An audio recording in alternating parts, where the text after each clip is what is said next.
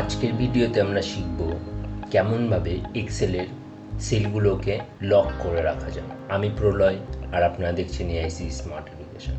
তবে চলুন শিখে নিই আমরা তিনটে পদ্ধতির মাধ্যমে যে কোনো সেলকে প্রোটেক্ট করে রাখব। এখানে আমি একটা টেবিল তৈরি করে রেখেছি, যার মধ্যে আমি যাচ্ছি এখানে নেম কলামটা প্রোটেক্ট হয়ে থাকবে, টোটালটা প্রোটেক্ট হয়ে থাকবে এবং সাবজেক্ট 1, সাবজেক্ট 2 এবং সাবজেক্ট 3 এই সেলগুলো প্রোটেক্ট হয়ে থাকবে। বাদবাকি যে সাবজেক্টের মার্কসগুলো আছে সেগুলো আমি প্রোটেক্ট করব না। তার জন্য আমাদের সবার প্রথমে কি করতে হবে, পুরো সিটটাকে সিলেক্ট করে নিতে হবে। এর জন্যে আপনি কিবোর্ড থেকে কন্ট্রোল চিপে এ প্রেস করুন, দেখুন পুরো সিটটা সিলেক্ট হয়ে গেছে।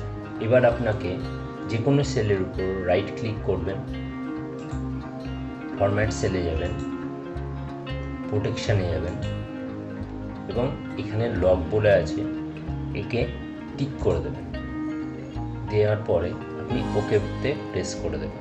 এবার আপনি যেটুকু পোর্শনকে লক করতে চান না সেইটুকু পোর্শনকে সিলেক্ট করুন এবং তার উপর রাইট ক্লিক করুন, ফরম্যাট সেলে যান এবং প্রোটেকশানে গিয়ে লকটাকে রিমুভ করে দিন।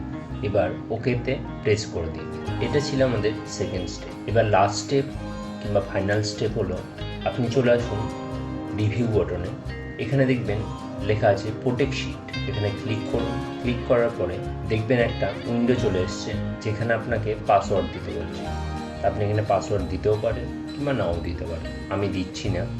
দেওয়ার পরে আমি ওকে বটনে ক্লিক করে দেবো।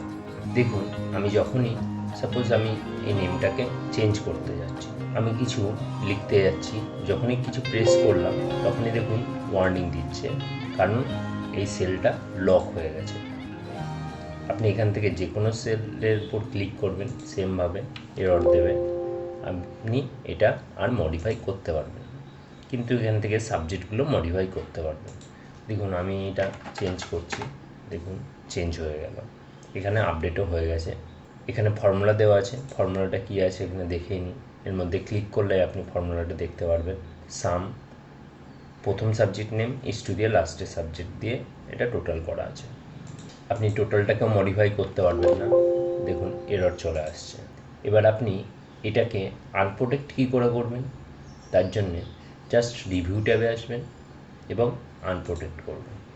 দেখুন এবার আপনি এটাকে মডিফাই করতে পারবেন, দেখুন চেঞ্জ হয়ে যাচ্ছে। ভিডিওটি ভালো লাগলে লাইক শেয়ার অবশ্যই করবেন যাতে অন্যরাও শিখতে পারে। আপনি যদি চ্যানেল নতুন হয়ে থাকেন তাহলে অবশ্যই চ্যানেলটি সাবস্ক্রাইব করে নেবেন যাতে এমনই নতুন নতুন ভিডিওর আপডেট পেয়ে যান সবার প্রথমে। আজকের ভিডিও এটুকুই, দেখা হচ্ছে পরের ভিডিওতে। ততদিন ভালো থাকুন, সুস্থ থাকুন।